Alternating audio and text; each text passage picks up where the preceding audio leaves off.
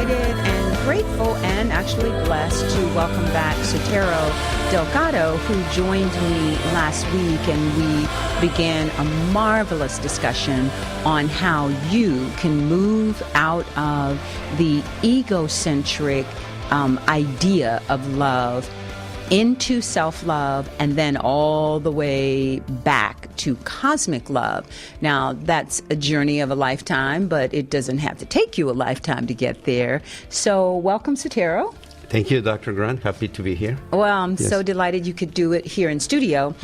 So I thought that we should, for new viewers, just open up with the definition of ego as I use it in my class in Singularity, which is all about transcending the duality of your ego.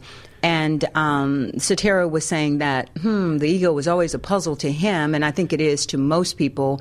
And society has helped make it even more of an enigma or puzzle. So in moving beyond the Freudian concept of the ego, the way that I use it in the class is it's that aspect of yourself that sees itself as separate from everything else and from the infinite creator of all there is.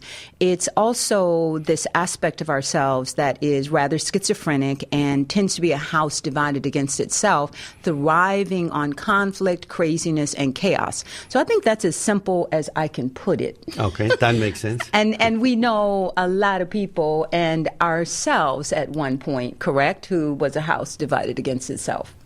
I believe so. For what I'm hearing from you, that is a unconscious thought or feeling that comes up. Exactly. It is not known.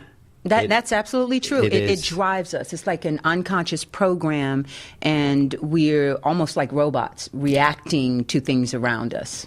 I would call it a invisible energy that is trying to manipulate the well-being that all of us have within ourselves, and it keeps us away from having a joyful and loving life, as you talk about divine love.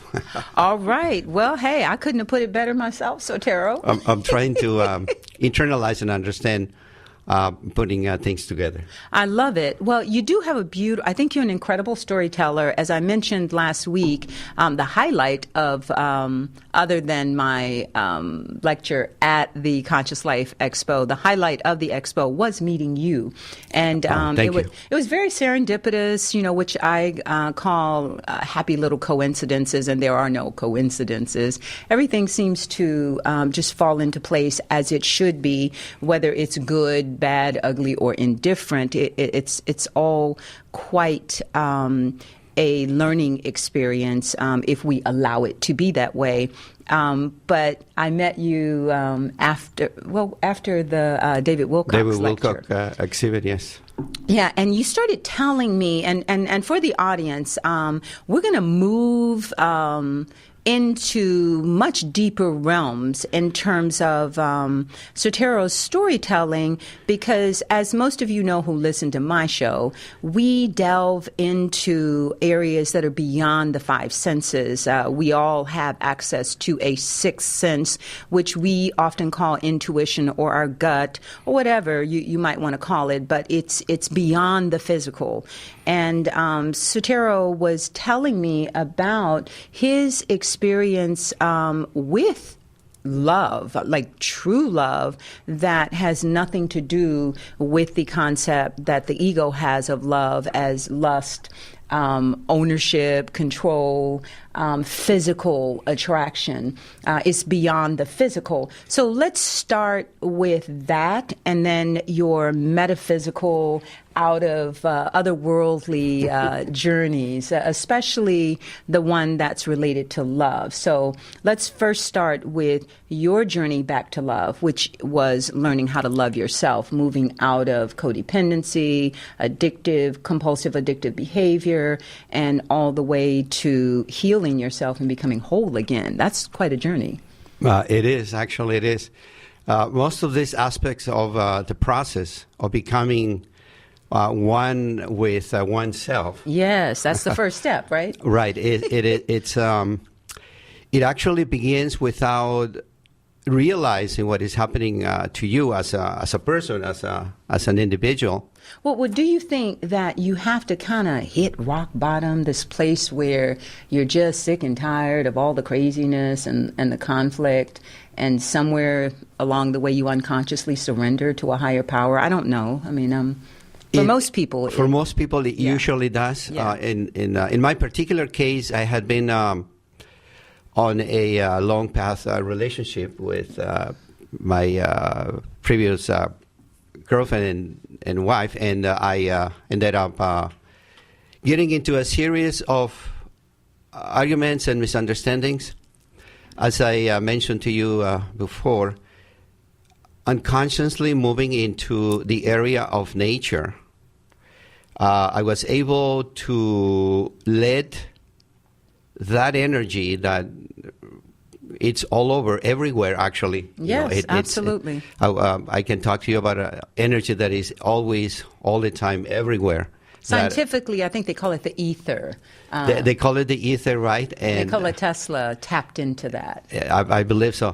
But I will go further ahead and say that is some kind of a loving cosmic energy. Yes, I agree. That it's all everywhere around us, and we actually have access to it if we let it be. But the most important aspect of oneself to becoming whole again, meaning that you stop depending on any sources of love from the outside.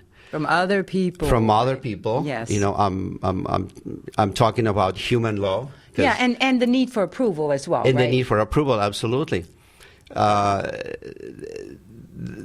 the needs arise for having cooperation or having another person validate your feelings, actually what happens is you're no longer being within yourself. And one way of gaining back into that aspect is to realize that nature is a source of energy that can bring and waken up the inner self that has been dormant for a long time. With that in mind, nature has the ability to grasp the person's attention with this beauty, right? With its beauty, yes. And with the energy that it provides to the surroundings, your inner self responds to that energy and becomes acquainted with it, and by doing so, an energy transfer occurs, and what it really does, it begins to re-energize yourself, yes. But you do not know it is happening. You actually realize what has happened to you when you become in contact with other people. You feel different. You don't have... You're calmer, right? You're calmer, and you don't have the need to begin to want them to want you. Yeah, exactly. You know, I call it going from, you probably remember this time where alone meant being lonely, right? Yes, and it also meant that even when you were with a partner that you really, really wanted to be with, you could still feel incredibly alone, right? Absolutely, and yes. so I think what you're talking about is being alone in nature where there's not another soul around you, human, and feeling totally and utterly complete. That is correct, yes. And whole and perfect. Yes. Yeah, the Hindus call that energy prana. Oh. It's just this life-giving force. And it's in that stillness. It's something just kind of... what I find that stillness is the absence of the ego, all that chatter and that noise, sounds that way, right? Yes, of course. So for you, what did you notice was the difference in you when you leave conflict and you move into nature? How do you feel different? Well, now it has become so easily, I can perceive myself, actually. How about that? Your true self. Yeah, I can perceive myself. By perceiving oneself, it's a feeling. of not being separated from things around you. Exactly. This interconnectedness. It's a interconnectedness. Interconnectedness, correct.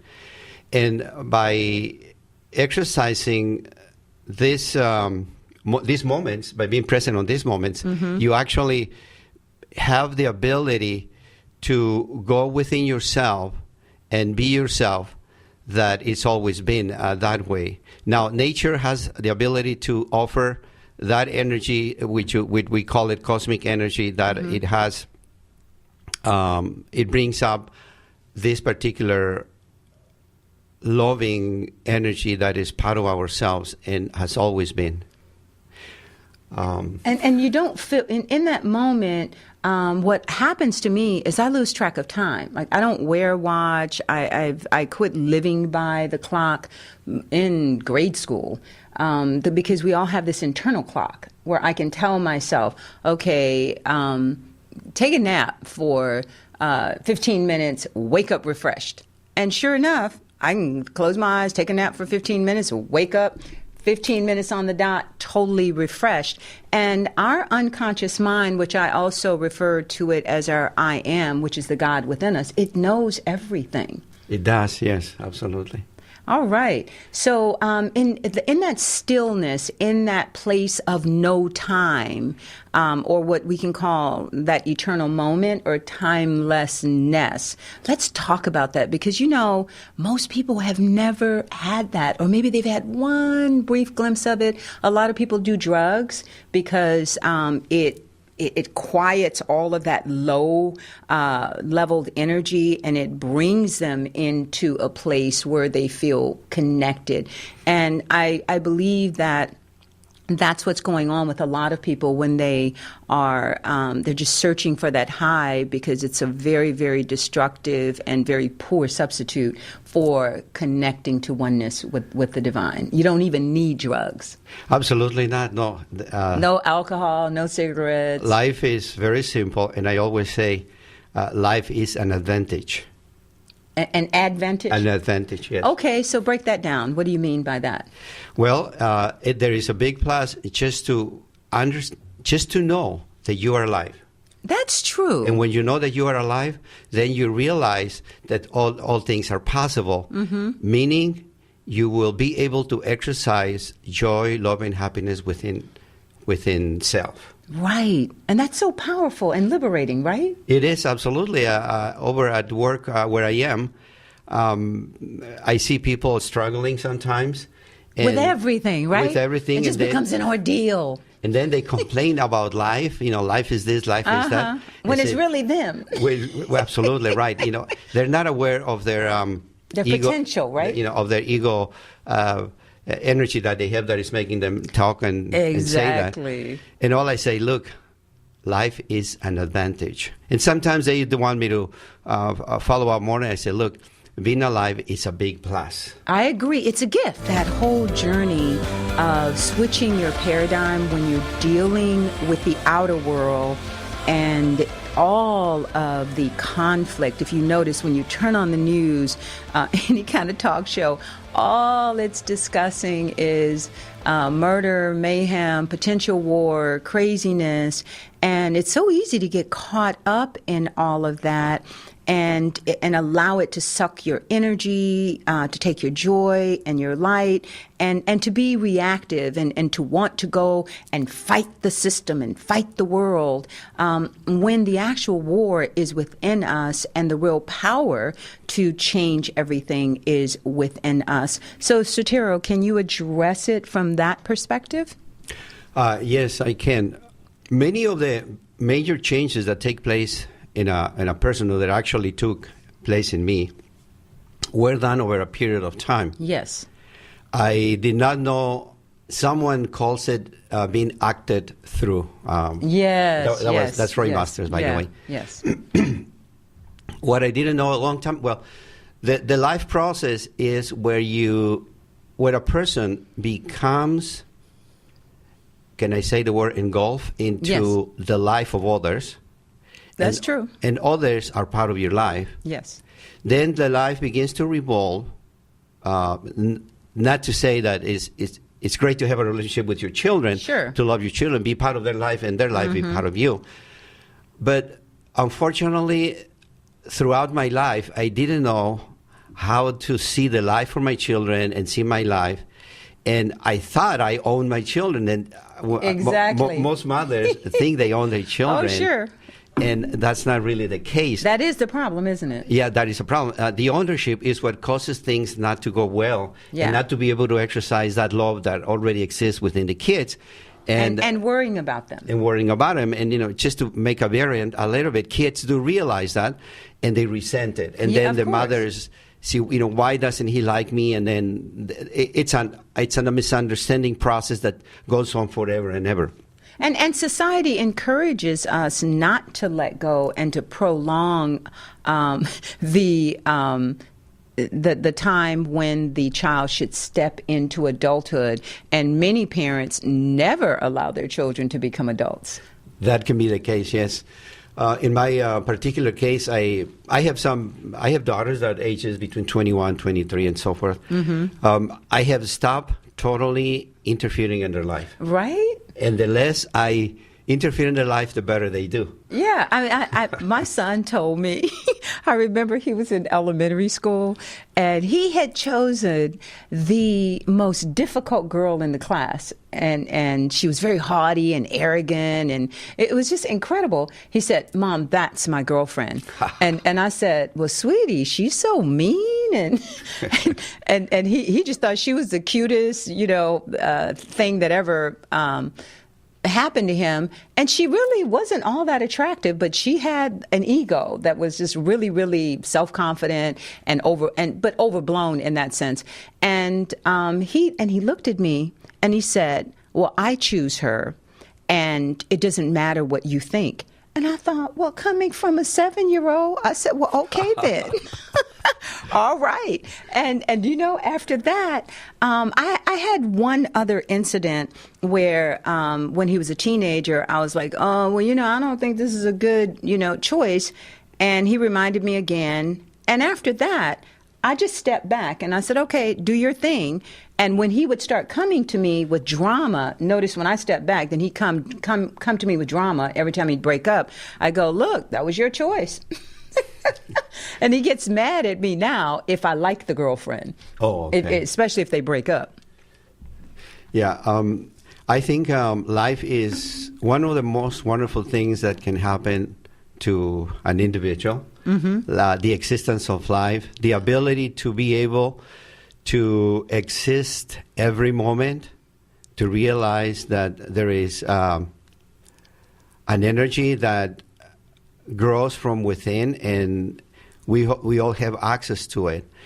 Now, bringing that into the real world, or the world that we live in, it is a process to understand that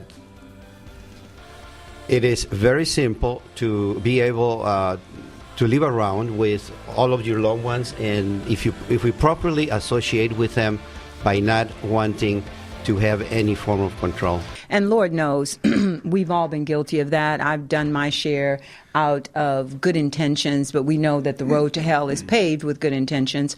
And the students in my course right now are reading The Prophet by Khalil Gibran, where he says that your children are not your children.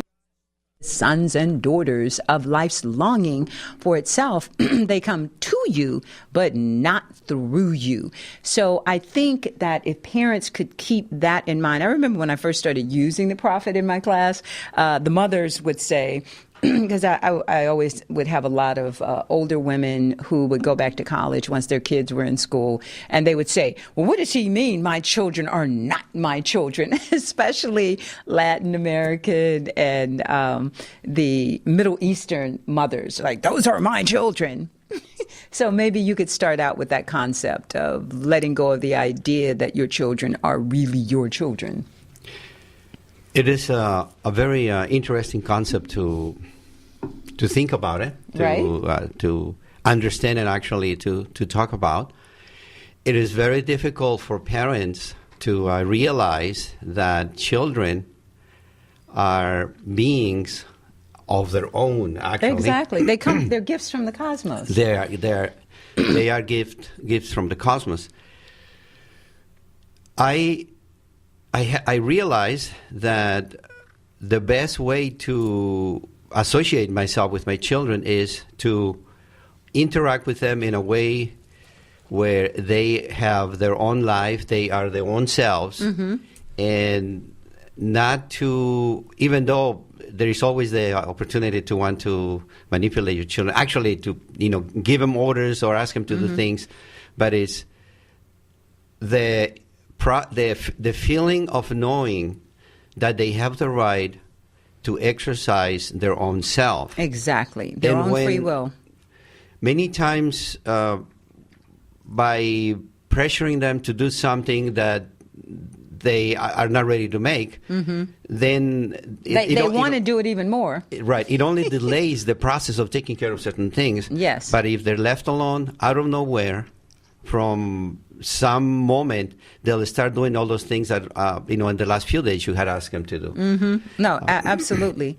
And, I see our role as guides and teachers, and up until the age of 21, we really are there as parents to guide them and give them the best of our knowledge and our experience, knowing that they will make their own mistakes and that they came here with their own divine plans. And it's very painful watching them go down self-destructive paths, and especially today with drugs and all of the addictions and self-destructive behavior, parents are constantly trying to rescue their children from that type of behavior. And it's very heartbreaking, but at the same time, it's very liberating to step back and say, okay, that's your path and that's your choice, and you're going to, I've given you the tools, and now you're going to have to find your way out of that misery and drama and pain and suffering, and back into your true self. Because what I've noticed, and I don't know if you've seen this, but even though they're in this misery program, there's a certain amount of pleasure that they're getting out of this self-destructive behavior. Otherwise, they would let it go. That is the case, yeah. Unconsciously, they are having a ability to be able to feel good about what that is. They find a way to justify it. Well, actually, it's not. I would say that all of us, and the kids and the children, they have from within them the ability to be able to continue their life path.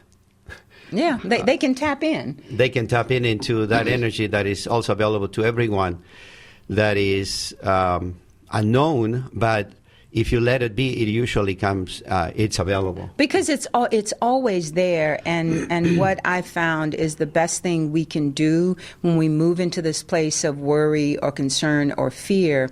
For me, what I used to do with my son, who, good Lord, has been a troubled child, continues to be a troubled adult, and I just go, you know what?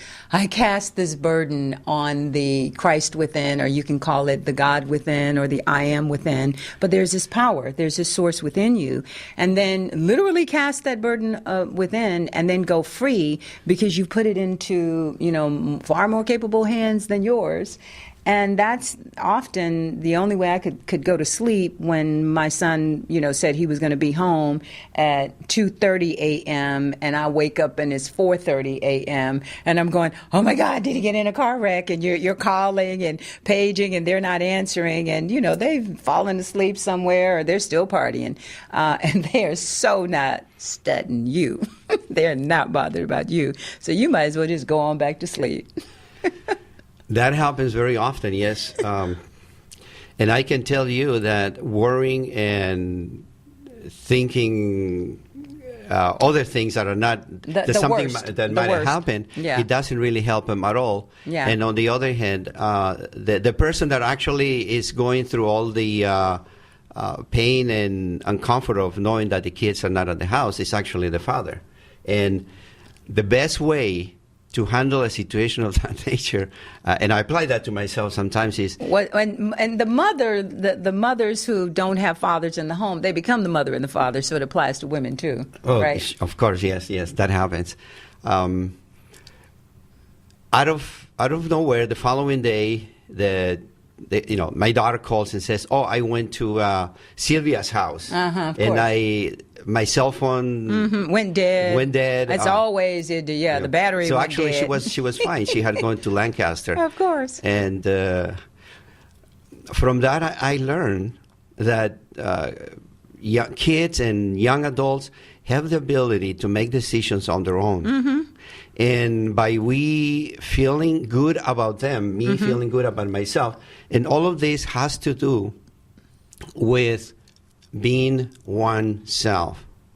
True self, right? True self. All this has to do to being a person that you are in line with what it is. And what it is the ability, to understand that a whole person is the one that it will live or recognizes that lives within that energy that is available to all of us, and no instances of events outside from you will have an effect in your decisions or what actions you take. And if I listen to the news and if I hear that there's a fire somewhere, that there was an accident in another location, then that will begin to work within me and say, "Hey, I'm wondering how my daughter is," right? Yeah, of course. But if I don't watch the news, I don't watch the news for the last 5 years now. It's been almost 20 since I've turned that off at night. And I begin to think about love, about sending love and light, about the love of myself, about the love and the joy is to have those kids, to have children, and for them to be themselves. Yes. As that process begins to develop, then things begin to change. I am generating positive energy, and that positive energy is moving out and is probably reaching them. Of course. And is not only helping me and helping them, but on the way, there may be somebody else who could use some of it. Of course, absolutely. No, thank you for that. Because if we know that we've done our job as parents, and then we see our kids as competent and capable of making right decisions and exercising right action, then that is the best gift that we can send out versus stress and worry. So very quickly, let's move on into the sharing one experience that you had on a cosmic level with sharing love. This next event or experience has to do with being asked to help, being asked to provide assistance to someone. A group of beings, right? A group of beings. It is so strange. I want to be careful what I say, so people would understand that certain things are possible. Oh, yeah. But most people don't think that we can travel to in what's called our Merkaba star. Correct. And I don't want to take away the thoughts of other people who, in their belief and their faith that they have on the form of their creator that they're accustomed associating with, the God, and I respect churches and all of it. However, I have gotten the ability to continue to be, I believe in the Heavenly Father, I believe in Jesus Christ. But there are beings other than us in the universe. There are other there are other people out there. There are other planets. Yes. This is a very extraordinary experience where I was asked to. There was an aircraft in the sky about 200 to 300 feet above, and I happened to be outside my house, and a telepathic communication took place, and this individual said, "Hey, we want to talk to you. We need you over here." and telepathically said, I'm sure. So before you knew, I was up there inside the aircraft talking to them. And their conversation was related. We need to talk to you. We want you to help us. We want to help a planet who is in dismay. It has a few hours to live. You said it was 11 hours, right? They said they only have 11 hours to live, and they're losing their food and the energy. It's an entire planet. It's an entire civilization. They were starving from lack of love and lack of food. And I was standing over there talking to them, and they said, we want you to help us. You need to help us. That was the last words they chose. So I became interested because the moment they told me, it had to do with going out there and helping a group of people, a civilization, otherwise they wouldn't exist no more. I definitely said, yes, I will help. They said, we want to help, and he said, well, there were several individuals, several people. They were human-like individuals. Mm-hmm. They were blue in their color. They had a large head, and they had big eyes. All the communication was being done telepathically. Mm-hmm. During the process of getting to the location, they said, it's going to take some time, but this is what we want you to do. And there was a gap in between. There was about an hour conversation that took place. I have to say that during these experiences, what happens in between, all the details are kept. Sure. I don't recollect them. Okay, I know fine. what's supposed to be. Okay. As we arrived to the planet, and I could see it from outside, they said, this is it. We're going to drop you over here. You're going to go inside. There are doors, and go inside and talk to the people, and you'll know what to do based on what we told you. Well, you said that they said they couldn't interfere, but you had some kind of connection to that. I was surprised that they told me, we want to help them, but we cannot. Mm-hmm. We are prevented from helping them. That's why we need you. You can do it for us. That's exactly what they said. Right. So it took about an hour, but it was not in our solar system because I couldn't recognize any of the planets that we have around. Okay. So I was dropped at the air location, and there were such big doors, probably 50 to 60 tall doors, 3 sets of doors, double doors. And I said, just go inside. So I began knocking on the door, and it says, open the door, silly. So I just opened the door. When I walk inside, there was huge doors. I found there was about 6 people, about 2 women and 4 men that were all concerned, worried about it. And as I came in, I saw in their faces that they were very sad, very worried. I said, the first thing I said, don't worry about it. Everything is going to be fine. Go ahead. We're going to make things work. Okay. So before you knew, we went into a huge room where underground, all of this underground. We sat on a long, red, beautiful wooden table with beautiful chairs. Within the distance, you could see a lighted miles and miles of underground construction. So beautiful. My job was to sit down with them and explain to them that we had to experience love, that we have to exercise that common feeling among beings to be able to produce what we needed. Mm-hmm. So as we began to have these conversations of having caring and loving for each other, food began to manifest in the in the shelves. That went on for several hours in the planet, place to place, one side to another side. And during their return, I told them, I said, look, I'm not from here. I have to go home. Okay. And I hug every one of them. And you fill them with love. I fill them with love. I step out of the building, and when I became conscious, I was back. I was back in my house. What I picked up is that entire planetary systems can die from lack of love and understanding that they have this God force, this power within themselves to manifest paradise and abundance on earth. And I know, from my own experiences, that I have that within me and that we all have that within us here.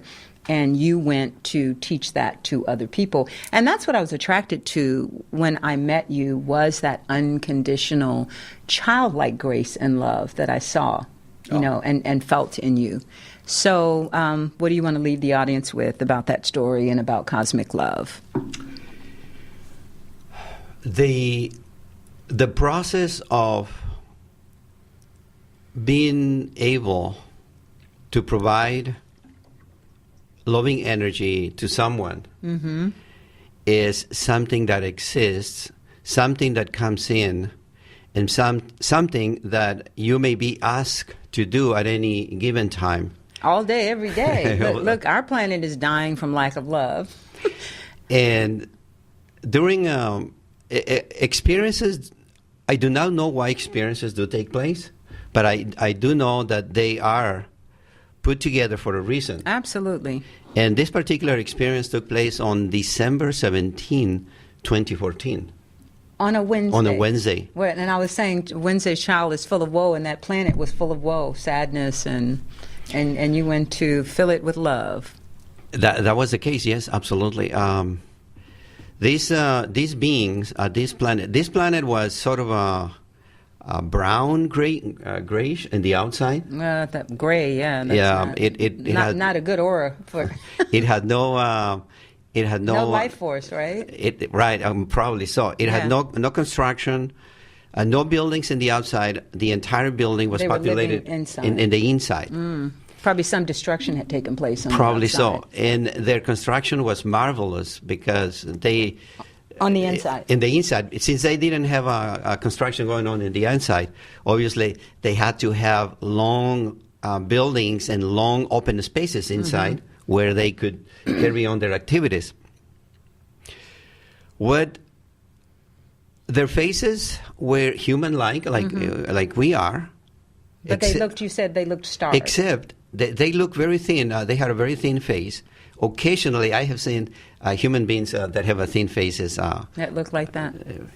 And the end result with these people was that during the conversations that we were having at the end, they wouldn't let it go. Well, they wouldn't let go me the part.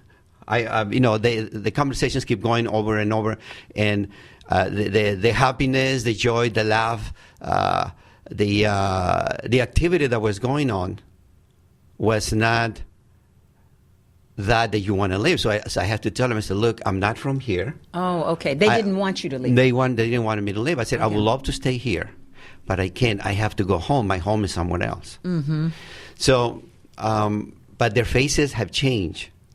Within that time? Within the time. Okay. Actually, this event took place from 12 a.m. to probably 6 a.m. It took a long process. It took a long process to go through a whole planet, revitalizing their food resources and the energy. That's Earth time you're thinking about. Okay, but when you got back, you noticed that it was around 6 o'clock? It was around 6 o'clock, because I had a clock. Well, we have to wrap this up now. Okay. And I just want to briefly say that when I was laying down, almost sitting down on my bed, I thought I was still there. And I was trying to make sense out of the surrounding of my house. When you got back? When I got back. Then, within a few minutes, I realized that I was home. All right. And wow. it felt so good. That's an amazing cosmic experience, and you heard it first here on Divine Love Talk.